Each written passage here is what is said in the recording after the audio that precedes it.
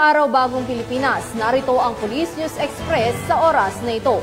Nakiisa ang Philippine National Police Peace Process and Development Center o PPDC sa pamumuno ng hepe nito na si Police Brigadier General Joseph Arguelles sa isinagawang ceremonial ringing of bell sa Quezon City Memorial Circle bilang hudyat ng simula ng pagdiriwang ng National Peace Consciousness Month. Ito ay sa pangunguna ni Secretary Carlito Galvez, Secretary of the Office of the Presidential Advisor on Peace, Reconciliation and Unity o PAPRO.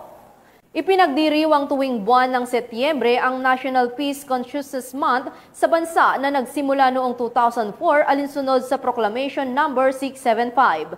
Layunin nito na maipalaganap ang kahalagahan ng kapayapaan sa ating mga kababayan, lalo na sa mga kabataan.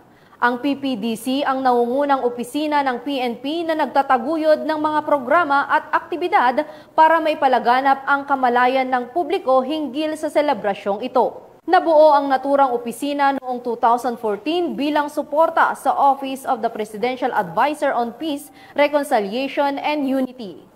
Nakiisa rin ang PNP sa opening ceremony for Peace Consciousness Month and commemoration of the 28 1996 Final Peace Agreement sa Malacañang Palace na kung saan si President Ferdinand Marcos Jr.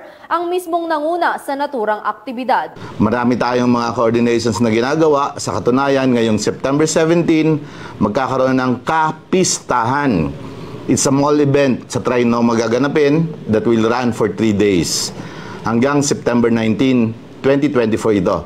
It's a fair, isang exhibit kung saan ibibida ng OPAPRO ang efforts ng mga exhibitors from the supported communities as well as our peace partners. May kapayapaan fun run and concert sa September 22, 2024 nagaganapin sa MOA sa Pasay City. Binigyang din ni Police Brigadier General Arguelles ang kahalagahan ng National Peace Consciousness Month para sa ating lahat. Magkakaiba tayo ng idealismo at pananaw sa buhay.